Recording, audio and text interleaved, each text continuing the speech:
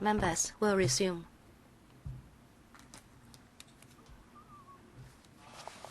Dr. Fernando Zhang, just now I made a ruling and I asked you to sit down. But you do not follow the ruling of the chairman. According to the procedures, I need to ask you to leave the room because your conduct is not in order. Security guards, I'm sorry, Dr. Fernando Zhang is not coming through. He doesn't have the mic. Mr. Fernando Zhang is not coming through. I hope you understand. I hope you understand it's not your conduct, but my ruling has to be executed. Please leave the meeting room. Dr. Fernando Zhang is not coming through. Mr. Michael Luke, please do not take photographs. Please do not take photographs.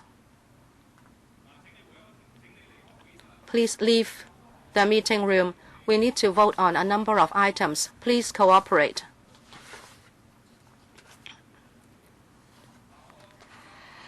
Members, please.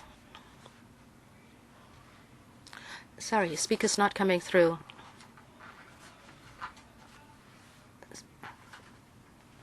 Speaker's not coming through.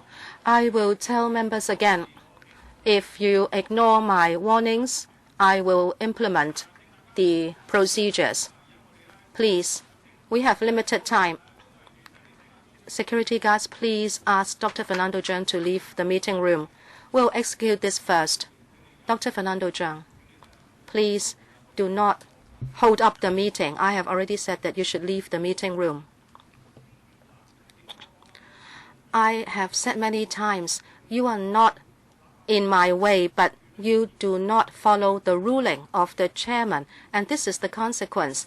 You are guilty of gross misconduct. It is not that you are disturbing me. This is my judgment. It doesn't say that if you don't disturb me, you don't have to leave. Please do not interpret the procedures yourself. There are the rules. If you continue to do this, I will have to suspend the meeting again. Please leave. Many members are standing in the queue to ask questions.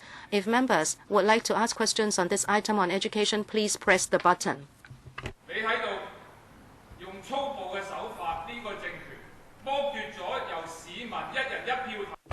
Sorry, the speaker is not coming through.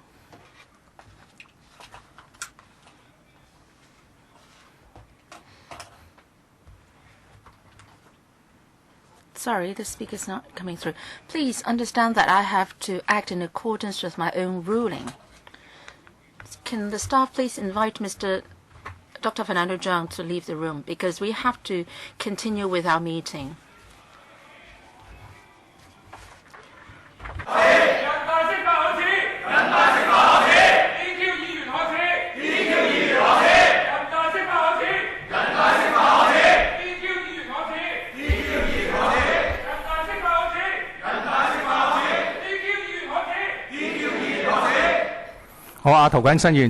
Mr. James Toe, please speak. So, Chairman, do you have to deal with this first? What point of order? You are practicing double standards. Mr. Ted Ho, please speak. So I'm complaining against you. Mr. Michael Luke was taking photo despite your repeated warnings. Is not behavior not in order? Mr. Michael Luke, please do not take photos anymore. If you continue to do that, I'll have to ask you to leave the room. So let's continue with the meeting. Mr. James Toe, 5 minutes. So please don't criticize each other.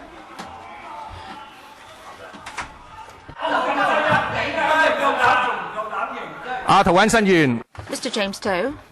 James Toe, 5 minutes. So, Chairman, do you have to deal with this? Because a colleague has complained against Mr. Chen Hanpang taking photos. Mr. Chen Hanpang, please don't take photos, or else I'll have to ask you to leave. Please don't take photos, Mr. Chen.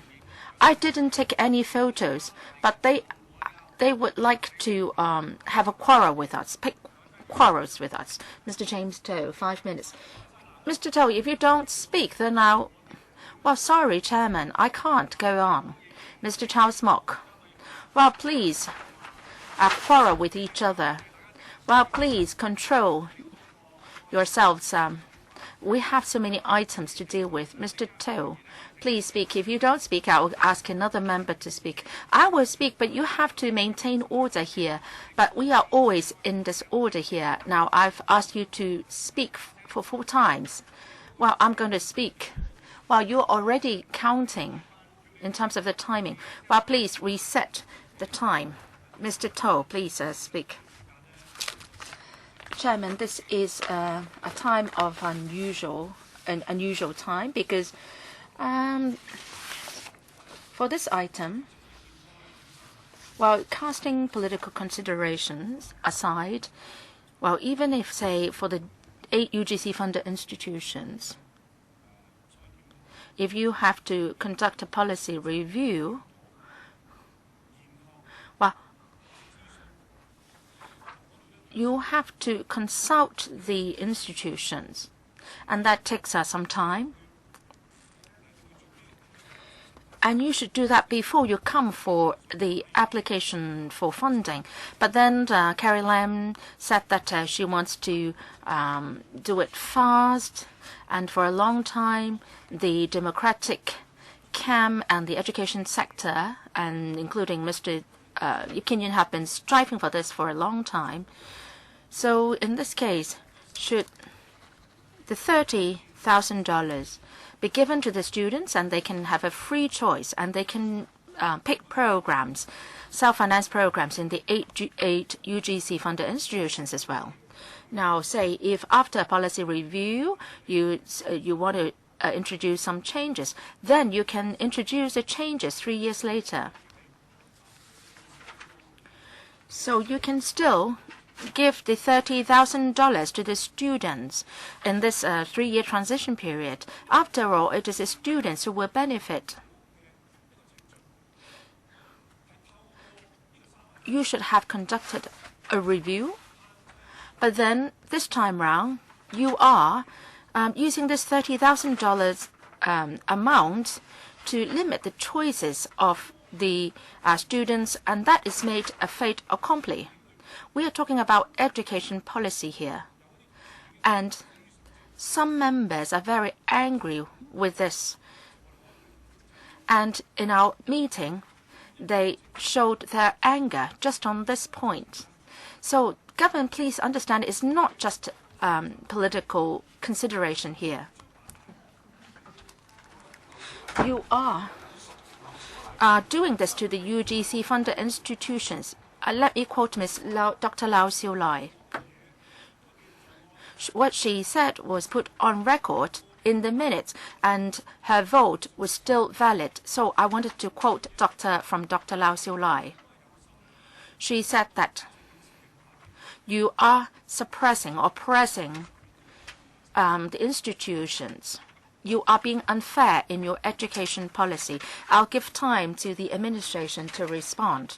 If you do it like this,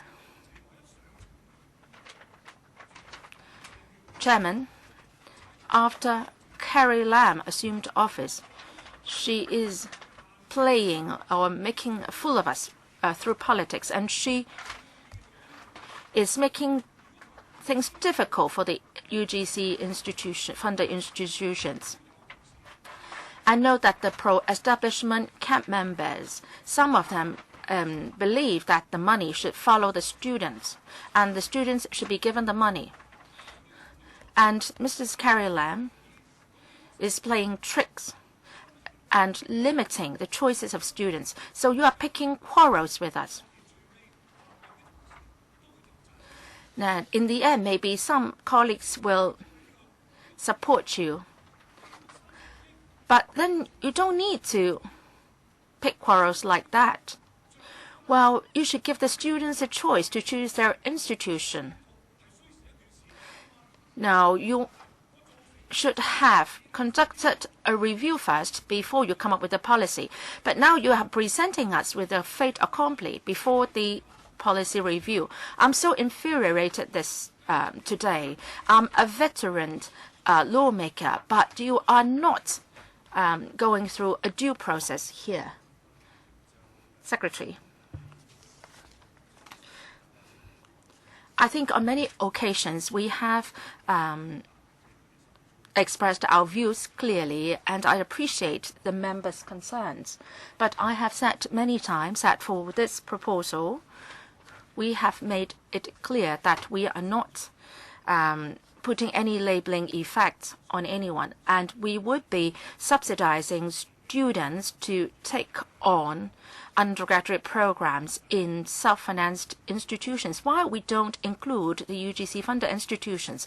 I have explained that before. Can I continue, Chairman? Yes, please do so. We have said this before because we have policy considerations behind, as what the Chief Executive said yesterday. In the past, for the 8 UGC-funded institutions and their self-financed undergraduate programs, are not very comparable to those offered by the self-financed institutions. The UGC-funded institutions have their own advantages. For example, they can share the facilities with the subsidized programs. So after careful consideration, the government believes that we should just provide subsidy to only the undergraduate programs offered by self-financed institutions. That's our decision this time. All right. Can we broaden our discussion here? And should we also cover the UGC-funded institutions? A lot of members have views on that, so we will discuss that. 5 minutes, including answers and questions. Dr. Chen Chengtai, please leave some time for the administration to respond to your question. Chairman, I didn't mean to speak because I think the discussion is meaningless. Even our suggestions are very constructive. Obviously, the government has its own stance and it has already made up its own mind. We know that within our system, given the present circumstances, whatever we say will not change the government's mindset. They are being overbearing here, and it's just a waste of time of having this discussion here.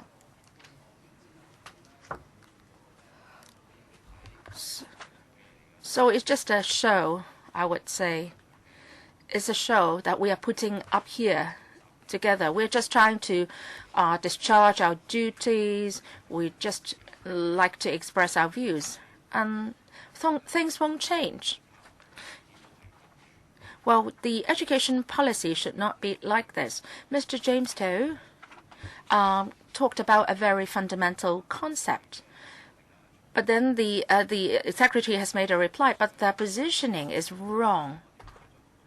You are not in the business field. You should not be, say, talking about creating a level playing field. Isn't that very not wrong? Well, I am an education worker myself. I teach in the university. As far as education is concerned, should we be talking about creating a level playing field so that all the education institutions can compete with each other? That's a wrong concept. And Mr. To is right in saying that they should conduct a review before coming up with a policy. The government should not be having a commercial or business mindset and create a level playing field for all to compete. So if that is the case, what's the use? What is the role of the Education Bureau? Don't they think it's a ridiculous type of thinking? The eight UGC institutions have their own advantages, and since the private universities don't have any advantages, so they should be given more money. Don't you think it's laughable? And then in between, we've got also the community colleges. And the community colleges under the UGC-funded institutions should also have advantages.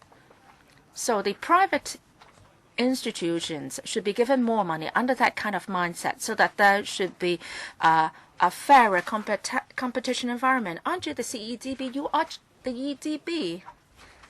Now, associate degree is a wrong thing in itself. And then you are asking the UGC-funded institutions to run self-financed programs to so that these can cross-subsidize the associate degree programs. So this is a kind of sort of cost-effective mindset. So that's another wrong concept. So you're asking the institutions to operate like a business, and that's wrong again. And some students can't enter universities, and they can't even enroll in associate degree programs. So you come up with this approach to subsidize these self-financial institutions, and they are offering sort of a second-class programs. That's wrong. So we have 3 wrong things being done here. And now you are saying that you are trying to make some amends, and then you are providing subsidy for the students for 4 years. And what will happen after 4 years? Nobody knows. You are doing harm to this generation of university students. Well, why don't you abolish associate degree programs altogether and also provide more vocational training to them? Some FC members have raised this. No, there is a lack of vocational training here in Hong Kong. Well, the government has a wrong mindset. So what kind of opinions can I give at the FC? What opinions can I give? Well, I'm sure that the proposal will be passed and you won't heed our views. We are helpless, Chairman. The members of the public are helpless. And you are sort of playing some political tricks on us. And you told us that teachers and students are waiting for this money. Now, if you're really serious about improving the education sector, you should have sacked Eddie Ng long ago. And Mrs. Carrie Lam is making all sorts of shameful remarks. Mr. Peter Shiu, the allocation of $3.6 billion asked for here, I believe that the new government and the EDB would do it ASAP and provide some help to students studying self-financed programs. This can help schools, teachers, and students and parents, and can ease their financial pressure. I'm sure a lot of the members of the public will support that. So the Liberal Party will support this proposal, and I hope that the funding can be approved ASAP. Now, I'm speaking in my own capacity now, and not that of the LP. Now, in the community, there have been a lot of discussions on the matter, and the UGC-funded institutions are excluded in the proposal. And the administration said that the UGC-funded institutions have been getting a lot of subsidy already, so they are being excluded this time.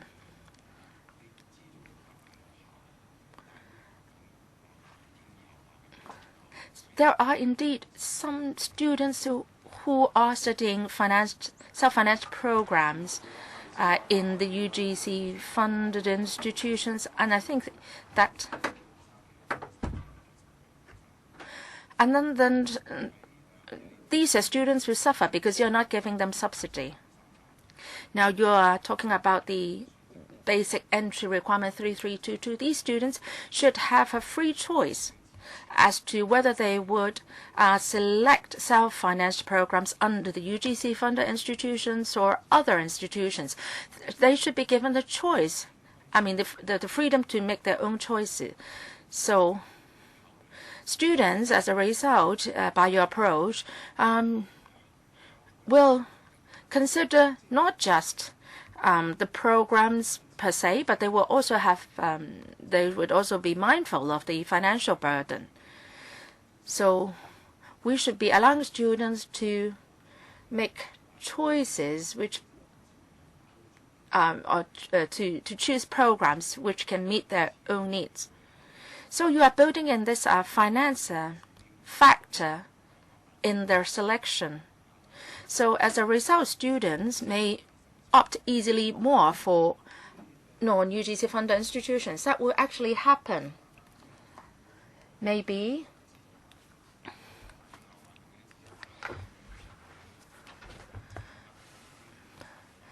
or the government will think that a lot more students will opt for self-financed programs in UGC funded institutions if the proposal includes the UGC funded institutions as well. So that's maybe something that the government doesn't want to see. And for some of the non-UGC funded institutions, they have a low enrollment rate. And I think the EDB should consider carefully and make sure that the programs offered by these other institutions are guaranteed. So please help not only the students but also the institutions as well. For students studying in UGC funded institutions, no matter in subsidized programs or associated degree programs, they have already obtained 3322 qualifications. Would you consider covering them as well? If you can't do it this time, maybe it's too. Maybe you can consider doing it in the future. Secretary, when we design or we came up with this proposal, we are mindful not only about the students' interest, but we have to look at the ecology of the tertiary institutions as well. For the higher education sector, we want the subsidized and the self-financed sectors can complement each other and they can develop healthily. And we have to be mindful about the problems faced by the self-financed tertiary institutions. They charge different fees all along.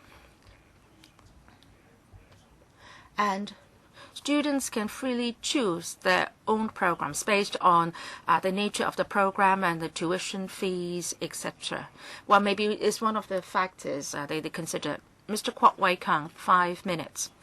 I speak in support of this funding application.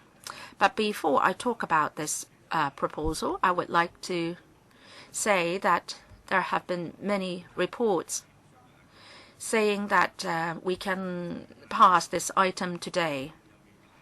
But for the other items, we're not so sure whether they will be passed. I just want to point out that this item, the funding for schools and students, is important, but we are the items on hospitals, Prince of Wales, and etc. Tung Chung, and also the other items on columbarium and the shelter for the homeless. And the last one, which I'm responsible for, is the pay rise to civil servants. I hope all these can be passed. Because we have already had some discussion on all these items. And as for the last item, the people are saying that civil servants will get back pay even if it's passed in October. But I've received views from those earning $10,000 or more in the civil service that the inflation is serious and they're facing pressure from rising prices. So I hope chairman and members can help them. On this item, education, we are concerned about a few things. For healthcare voucher and the CEF, once they are introduced, price, fees and charges go up. So how can you manage such a situation? So if you give them $30,000 in subsidy and the fees go up also by $30,000, then it would be very bad. And I hope that the institutions would like to get these additional resources, and students will also be happy to get additional support. But the entire funding proposal does not cover vocational training. So if you are qualified, you should be enrolled in a degree program, but there's no mention of vocational training. So what would happen? We are going to have a lot of graduates with a degree. But there's a mismatch between these graduates and jobs. And there will be people would suffer from a very poor outcome from arising from the expectations, because they are not willing to take up jobs that don't require a degree. So very reluctantly, some of them will have to take up jobs not requiring a degree, and they will feel, but because of the big gap between expectation and reality, they would be very dissatisfied. So although it's a very good proposal for providing funding support, well, we should also do more in job placement, because I'm afraid of the other side of the problem. But anyway, we should give them opportunities to further their studies if they are eligible. Secretary, I have already addressed the point about possible fee increases. We'll be monitoring the increases introduced by the institutions to see if there will be comparable or equivalent increases in fees after the introduction of the subsidy.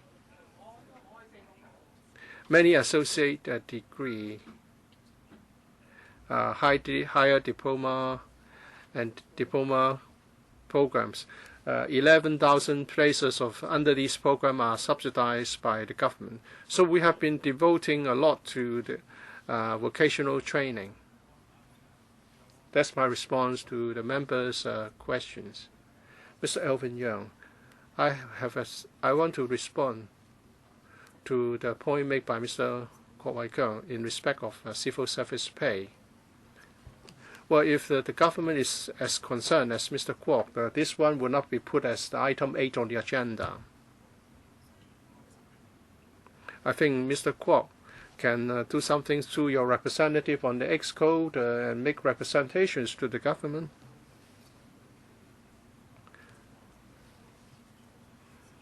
Today, I want to understand more about the support to be given to self-financed programs and these institutions. Some programs are not supported by UGC. For example, the veterinary medicine course to be offered by the city university.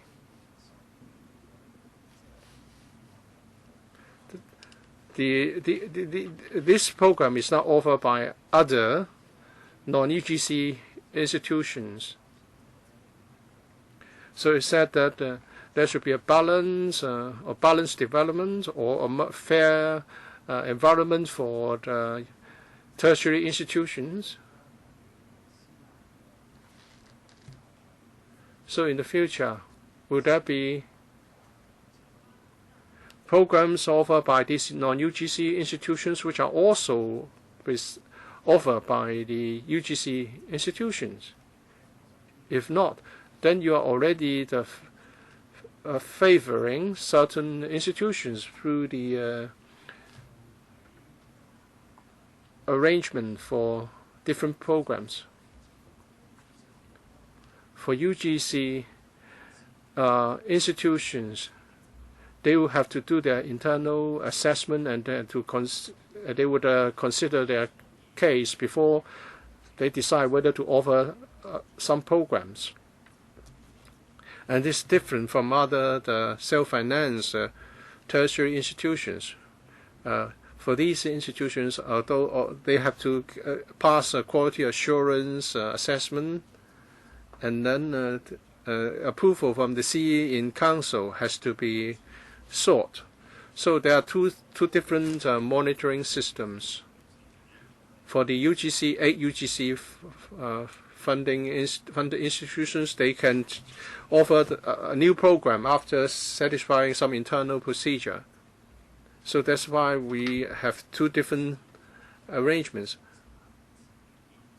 On the CTU's veterinary medicine course is a self-financed course, but of course they can talk to the UGC to see whether it will be covered as part of the funded degree programs.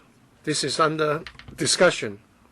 As to whether the self-financed institutions can offer the same program, or it would be up to them to consider it.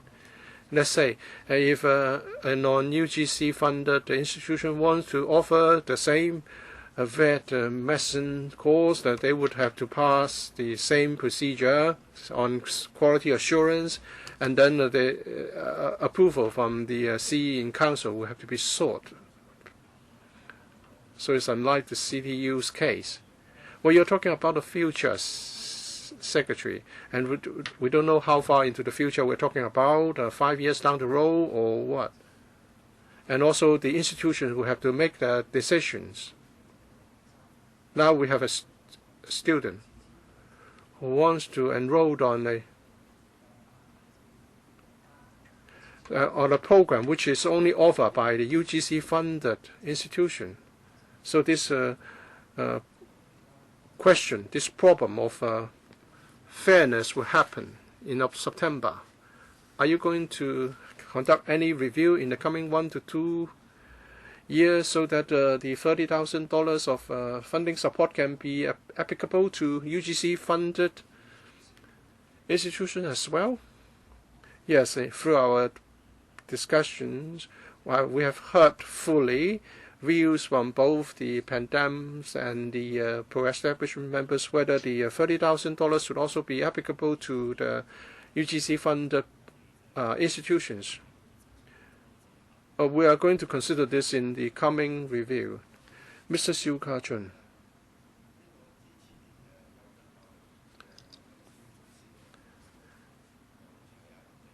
It's the first move made by Mrs. Carrie Lam on promoting quality education, and it's supposed to be new. Is it really new? Well, you are presenting us with a policy dilemma. You can take it or leave it, because a small improvement is better than nothing. So $3.6 billion will have to be improved, or otherwise they are going to affect some people. So it's a policy dilemma. You are providing a very fragmented picture. You don't give us the full picture. Are we going to privatize higher education? You talk about market competition, and the UGC-funded institutions are already enjoying a lot of resources, so you want to help private universities so that they can do better in the market, or otherwise it's unfair competition. Are you trying to tell us that higher education is going to be privatized? $30,000 to be provided would, of course, alleviate some pressure on students and also to the institutions as well. It's a timely relief. But what about the positioning of our policies? You have talked about policy consideration, but you haven't give us details. It's not just about why this should not apply to UGC-funded institutions, but the policy on higher education and where are we going. Well, we are all happy that $30,000 will be provided, but for UGC programs, UGC-funded programs, students are only paying 20 to 25% of the full cost. and after giving $30,000, you are providing a subsidy of 20 to 25%. In other words, they are paying up to 75% of the cost. So the self-finance courses and UGC courses are not equal in that the fee would be different by, say, 50%.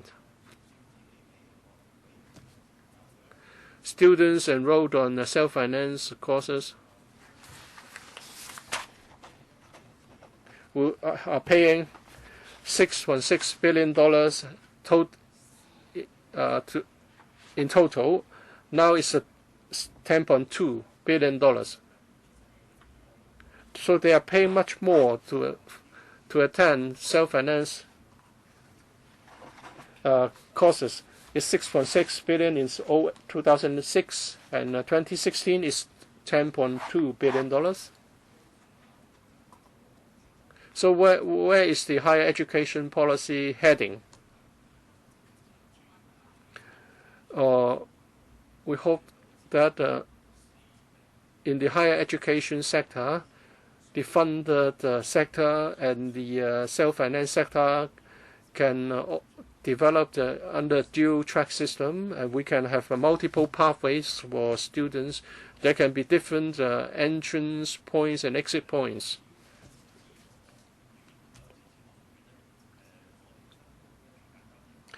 The division of labor between the UGC-funded institutions and self-finance institutions is something like this. UGC, the funded institutions will be more responsible for the research and knowledge, building up of knowledge base, but the self-finance institutions are more responsible for teaching. So in the higher education, we are talking about a PPP approach, but when we talk about residential care homes for the elderly, we talk about a PPP approach, but now you're talking about the education sector. I'm saying that they play a complementary role. And I'm talking about public-private partnership or collaboration. We're not saying that the two should collaborate. We're just talking about the competition. Mr. Ho Kai-ming, the FTU, and one of the unions under FTU, are in support of the one for teachers. We are all in support of this proposal. We've increased the ratio by 0.1 for secondary schools. I have completed my certificate of education course, and when I try to get a teaching post, it's difficult. Many teachers have degree qualifications, and even some of them hold master's degrees and doctorate degrees, but there are a limited number of GM posts, and many of them are promoted to these GM posts. It's difficult for newcomers to get GM posts. Now the ratio is going to be improved. When would there be a proper review on the establishment of GM posts, so that teachers holding degree qualifications will be properly appointed to these posts, so instead of getting a temporary job or doing the job of CM teachers? When would there be a review of this nature? For secondary schools, it's not as bad as suggested by Mr. Ho. 85% of teachers in secondary schools are graduate masters. For the post for non-graduates account only for 15%. And it's one of the areas that we need to review in the long term. We need to establish the progression ladder for professional teachers.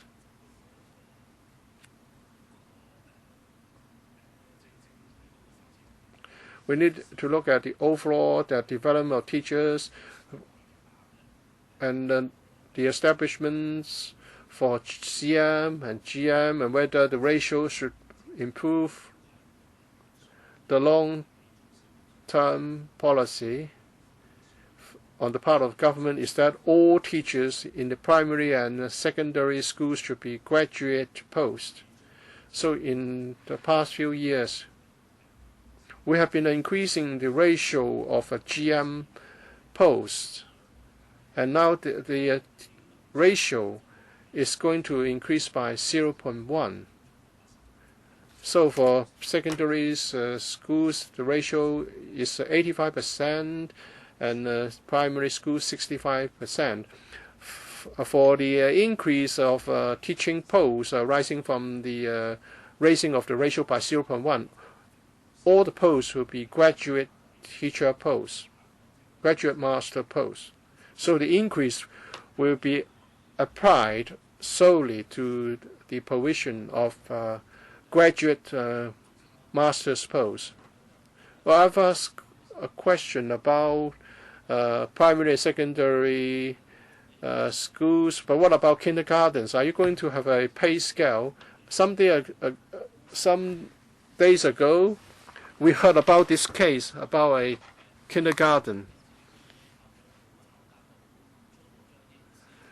The school supervisor fired the teachers and the principal in one go, as if they are running a private business.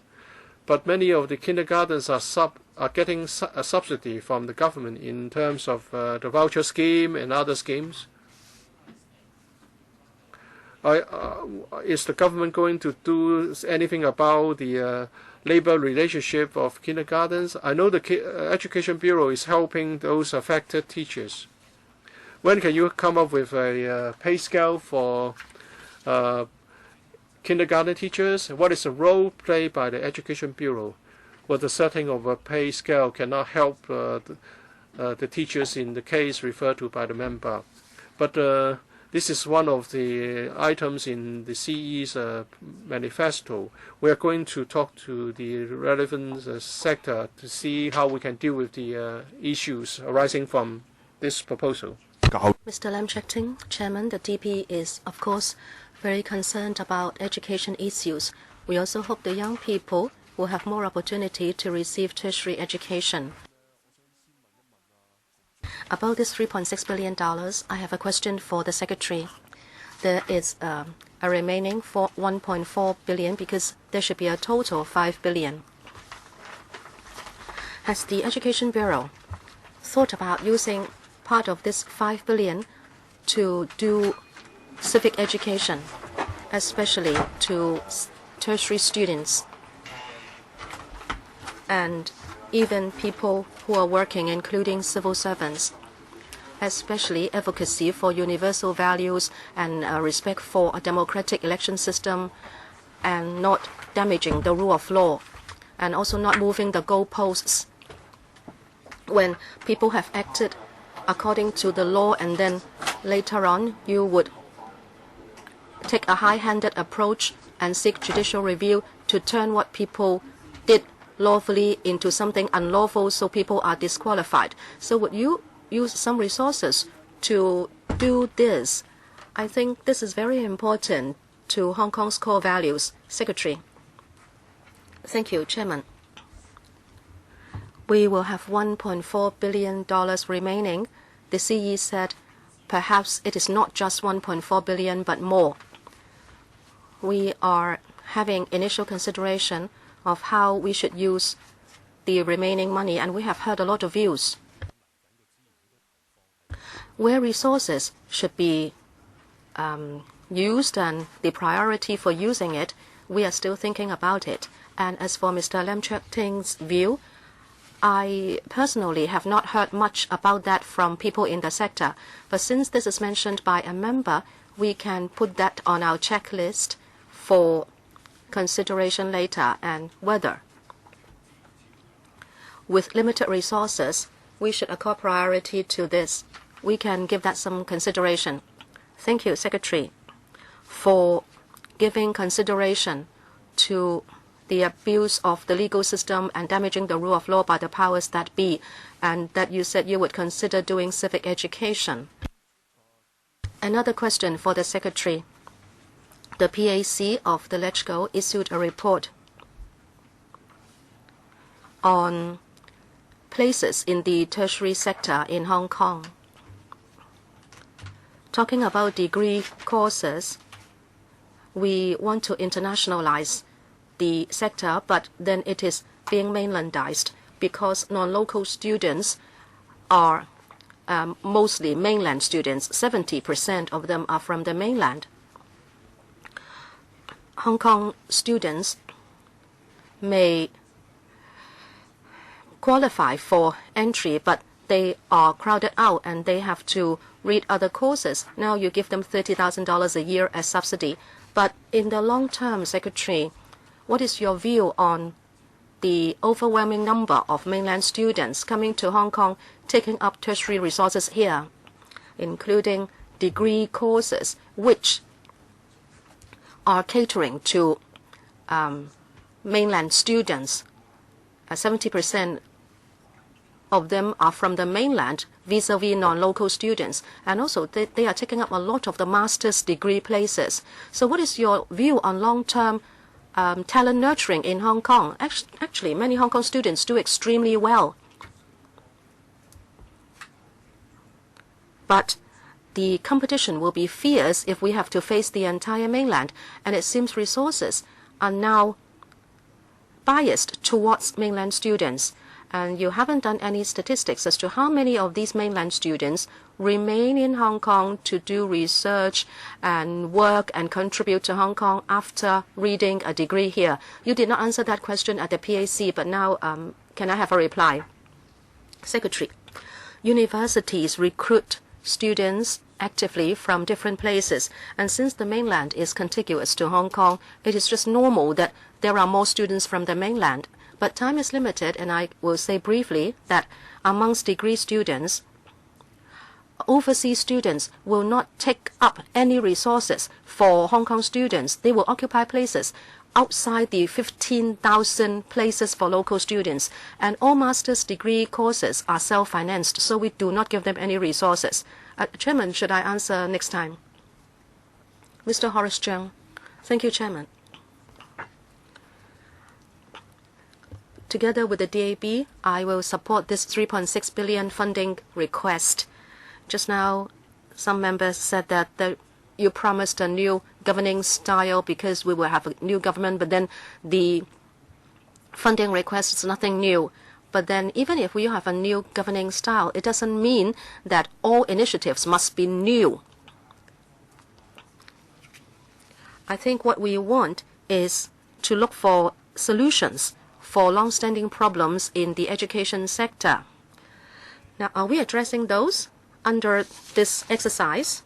Well, if you look at the contents of this funding request, you of course know that there will be a $30,000 for self-financed courses, and that there will be the improvement to TC ratio by 0.1, and also extending the term of certain teachers, etc. If you have been following up on education issues, you will know that recently students, parents, principals, and others and other stakeholders, especially those students reading self-financed courses, have been saying recently that they are very eager for the item to be passed. So some urgent issues can be taken care of. As I was saying, there are principals, teachers, students, and parents who are saying this. And in the newspapers today, some elected council members and even Senate members, and also their teaching and non-teaching staff associations are speaking out to say that they would like to see this passed. And they are making this statement that about the vouchers, if as long as the number of places for students will not be reduced, they would support the $30,000 voucher. So you can see that the education sector is also saying that this funding request targets long-standing problems in the education sector, and it represents a very good step forward. Chairman, there are many ways to be a legislative councillor, and I am aware that you can play smart. When we tried to propose policies to resolve problems, they could remain uninterested, but then when people are securing something from the administration, and when the administration responds, and then you say it is not good enough, and you will just be able to ask for more, and then you would press for more because I have a vote, and if you don't give me just a little more, I would threaten that I would not support you. Well, of course, you're always right in doing that, because people might see that you are really earnest in trying to secure more for the public. But as a responsible legislative councillor, if you have been following up on issues in the sector, if you think the present proposal is helpful to the sector and to me, I definitely think that this item should be acceptable to members. Now, if you have other aspirations, then try to secure them later. Just look at this $3.6 billion. Secretary, the DAB is going to support it, but I hope you will also understand that this is just a good start. This is going to be recurrent. It will be $5 billion every year.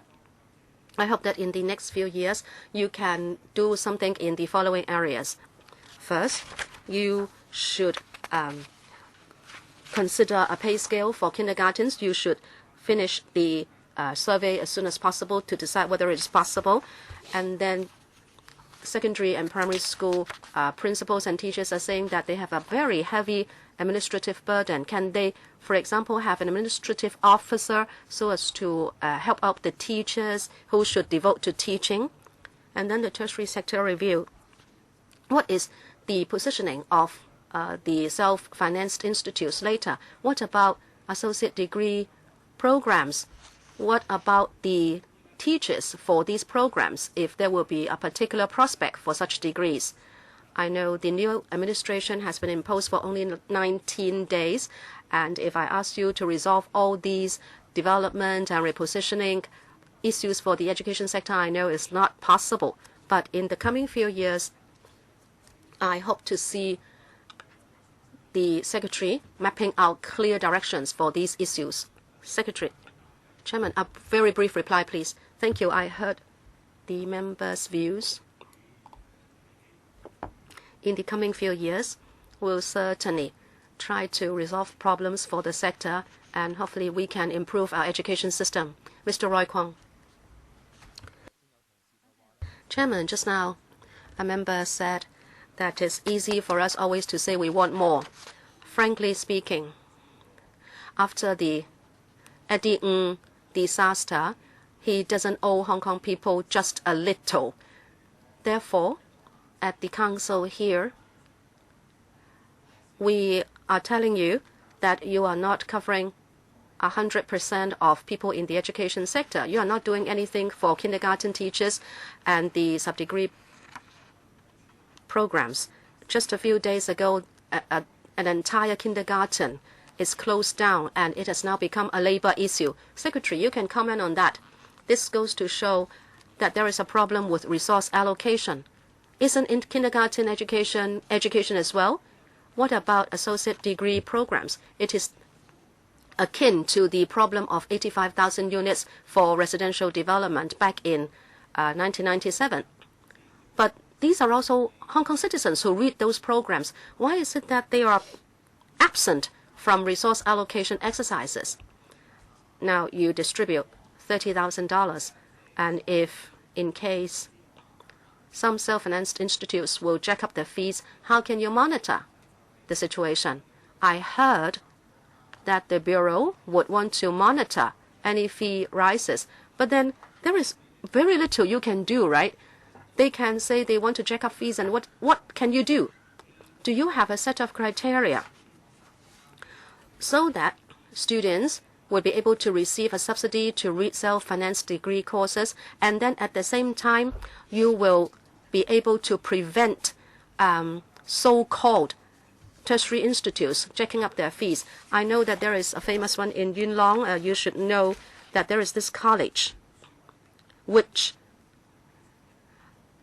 swindles money out of prospective students, saying that they can read a degree there.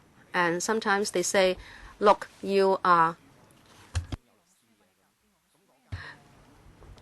taken to task because you don't abide by the rules by the Education Bureau, but if you pay us a hefty sum, we will help you resolve it. So there are many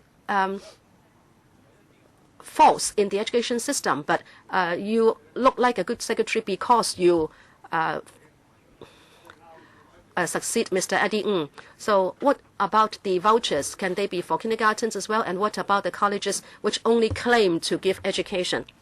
For kindergartens, we have two proposals. One, the salary-related subsidy for kindergartens will be adjusted. It will not be CPI pegged, but rather civil service pay pegged. And also, the transitional subsidy will be extended to 5 years instead of 2 years. That is the tide-over grant. And also, we are going to start a discussion with the kindergartens about a salary scale. Because when we reviewed the policy of free quality education, we said that the pay scale for kindergartens cannot be viewed independently. We must look at its possible impact on the operation of the entire kindergarten sector. For example, whether there should be place allocation, whether there should be school nets, and say in every class, should we have a certain number of students so as to better use resources? All these must be discussed with the sector. If you want a pay scale, we will also have to look at these issues, and that takes time. As for the $30,000 and how we can monitor the fees of the relevant colleges, we are going to enter into an agreement with the 15 colleges. And that is, later on, if they want to have a fee rise,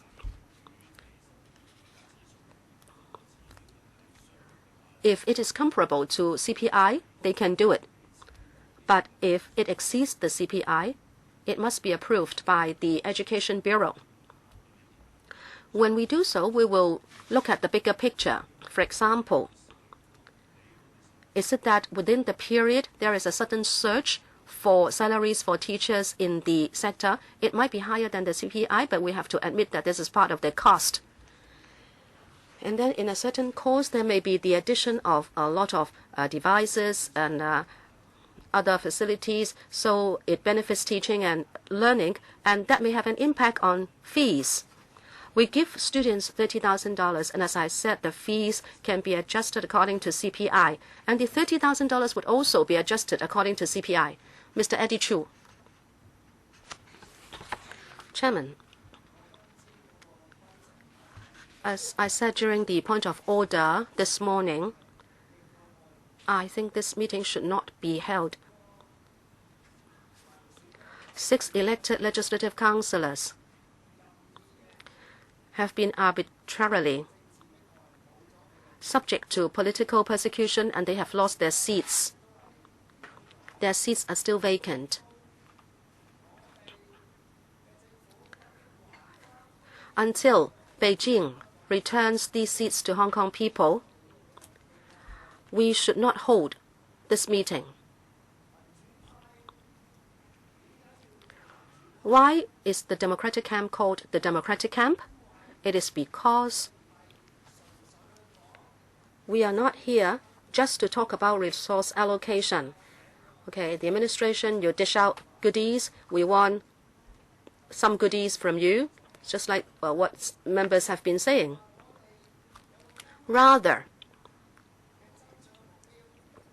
we have a fundamental aim. We want democratization of the political system and democratization of the economic system. The people should decide how money should be spent. People who sit on this side continue to sit on this side, and we want to treat this disqualification case seriously. If legislative councillors can be deprived of their seats like this, then the entire constitutional basis for this council has collapsed. Mr. Eddie Chu, please come back to this education system item, because we are talking about this funding request. Today, whenever I speak, I will speak in protest. What am I protesting? Many members said, they say all the time, don't be so emotional. Chairman, you said that many times.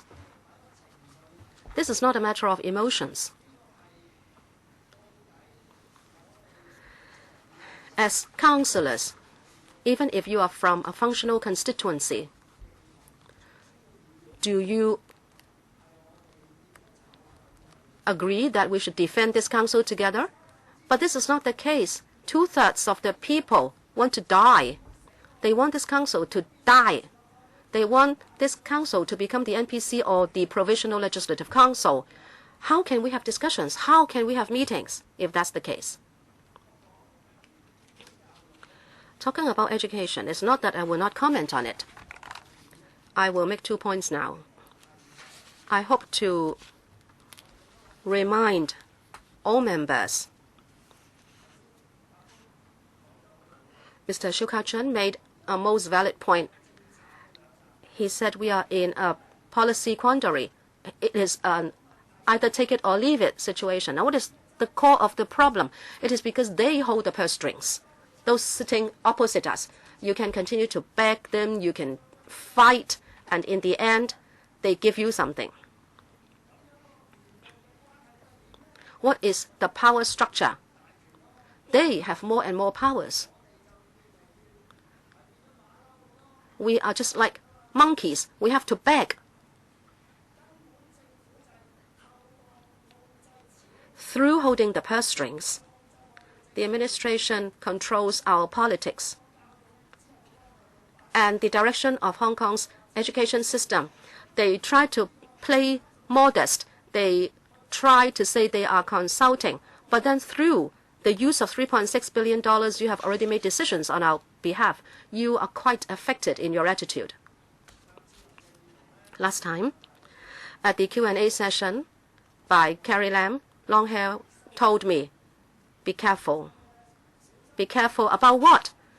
Be careful about Carrie Lam using a tactic to turn the entire council into functional constituencies. Now, how will that be done? That everyone will just speak on behalf of the sector. Everyone will try to beg for something and they will dish out some goodies to you, and then we will all work just for the interests of a sector, and we forget the resource allocation powers for the Hong Kong people. This should be decided. Political powers should remain with us. We should decide on the constitutional system. As pan-democratic camp, we should not forget this point. Well, your time's up, Dr. Joseph Lee. Mr. Andrew Wang, what point of order? Mr. Eddie G asked this question, and that is related to this meeting.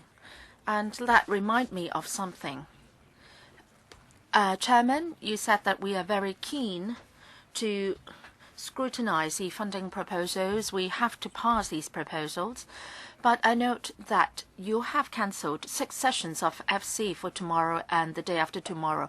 Well, that was marked in my diary originally. Why was the cancellation done? Well, as I said, well, I've spoken to the media. Well, which media have you spoken to? Well, please don't interrupt me. And please try to listen to me calmly. Now, well, as long as 30 members are willing to attend the meeting, then I will convene the meetings. But then this time round, we have just 14 or 50 members saying that they will come. Well, there's a problem. There's a problem, Chairman. Well, I would like to ask about your judgment, because in the past, for addition of meetings, you go by a certain set of standards. Say, whenever you at meetings, you go by certain standards. Can the Secretariat or the clerk give me some information afterward? Well, as long as we've got 30 members, then we can add meetings. Dr. Joseph Lee. Thank you, Chairman. I have to declare interest. I teach in one of the self-financed institutions that my students will benefit, so I would like to declare that. I have a question on the policies.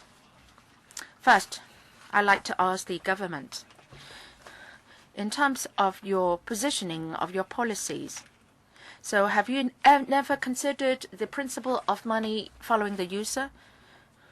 Well, in the universities, never have we followed the principle of money following the user. It's always been the money following the institutions. This time, you are giving the subsidy to the students, so you're adopting this money following the user principle. But alternatively, if you say that for the self-financed institutions, if they enroll a student on 3322 enrolling in the undergraduate programs, then the institutions will get $30,000. Then if that approach is taken, then you are still adhering to your money following the institution policy. Have you changed your policy or what? In the future, when a student reaches 3322 and he can't enroll in the UGC-funded institutions and he opts for self-financed institutions, then he will get $30,000. So you have to be very clear about at that point. If you can't make that clear, then I wish you good luck. The Secretary said that talked about a level playing field. You want the UGC institutions can compete fairly with the self-financed institutions. Some members refer to it as a kind of business behavior. I won't comment on that. And some members said that the self-financed institutions are offering only second-class programs. I beg to differ.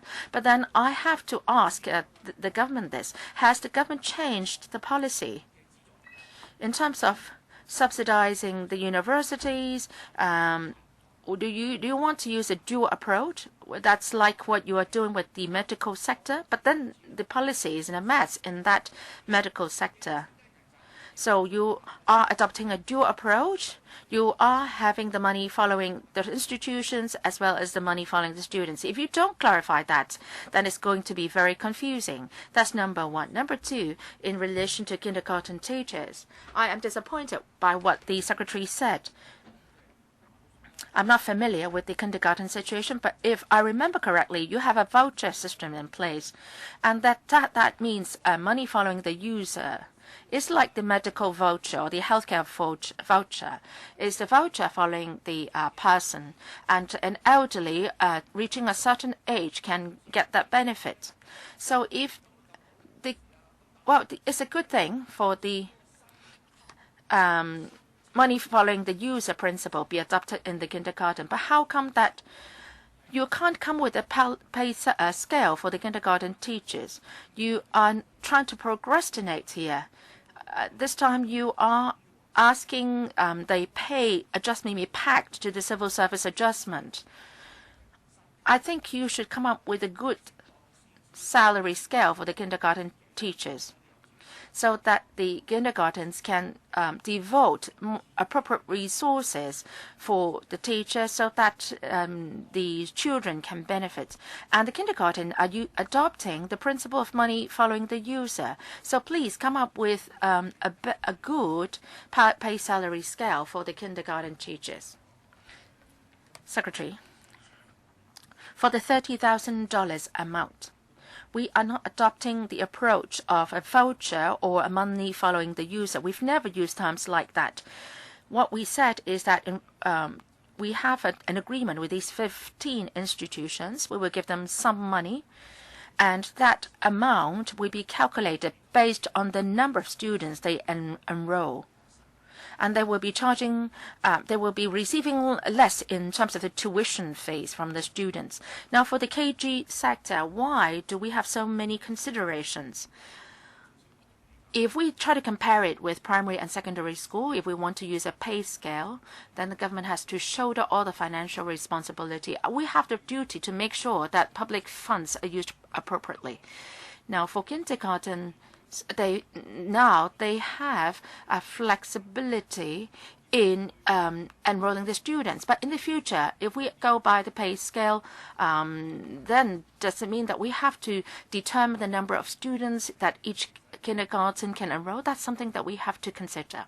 Mr. Jeremy Tam, in our past discussions, we have talked a lot about the money following the user, and Dr. Lau Xiu-Lai has said many times that she's concerned about sub-degree or associate degree programs.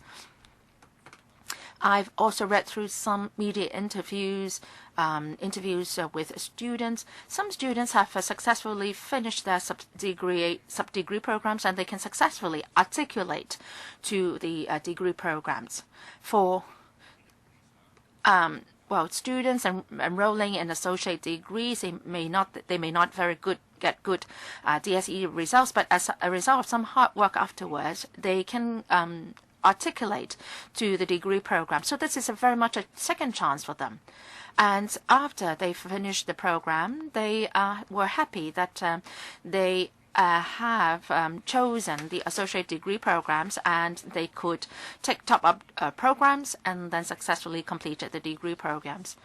Now, this time, you are talking about $30,000. Why don't you adopt the principle of money following the user? It seems that you are just providing it to certain degree programs, not others. So are you really helping the students, or are you really in effect helping the non-UGC funded institutions?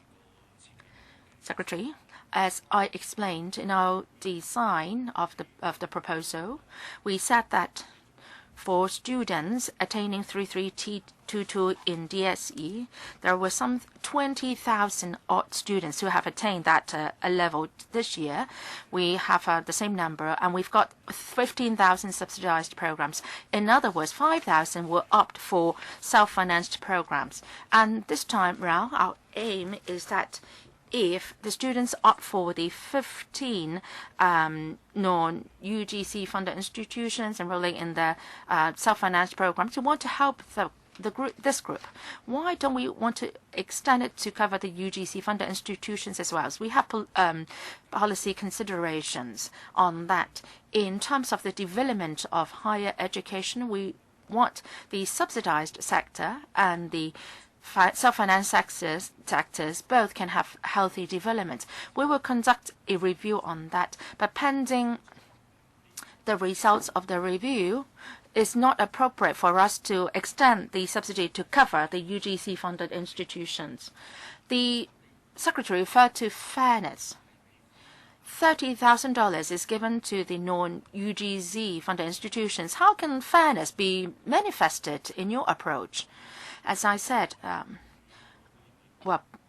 it's a matter of opinion in terms of what is considered as fairness. For the self-financed undergraduate programs offered by UGC-funded institutions and non-UGC-funded institutions, these programs are not offered under a fair principle. And $30,000 is just to cover self-financed tertiary institutions. So by doing that, we want to sort of make up for the unfair or unbalanced situation right now. So we have to look at the whole picture.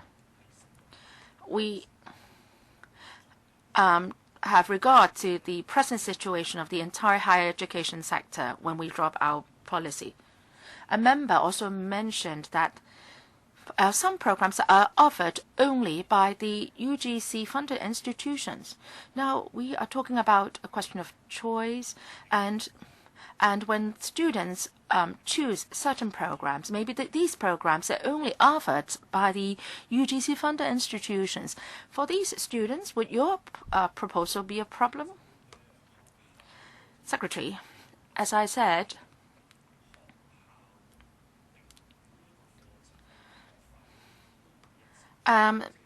different institutions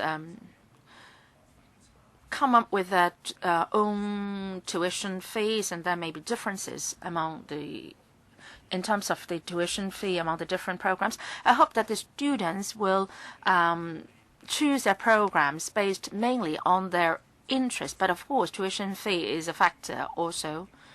And under our system, if students are in need, we do have a grant and loan program for students, and these programs can help students. Do you have any figures on how many students are on that sort of grant program?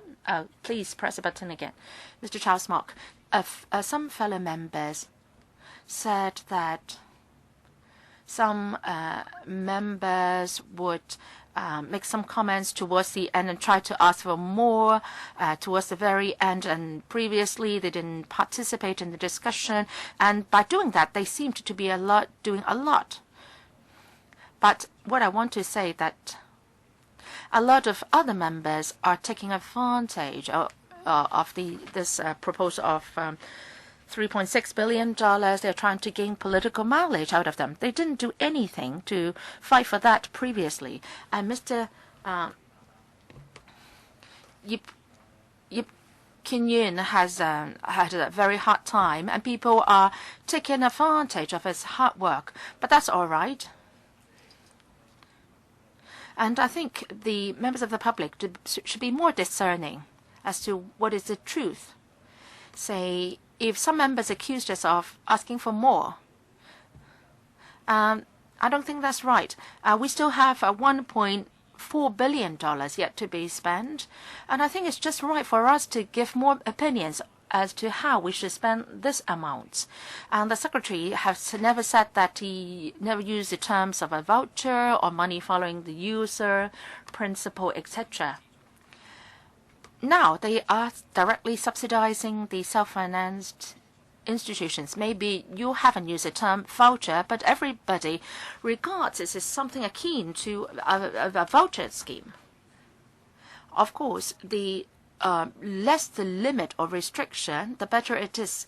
The more say the user has, the better it is.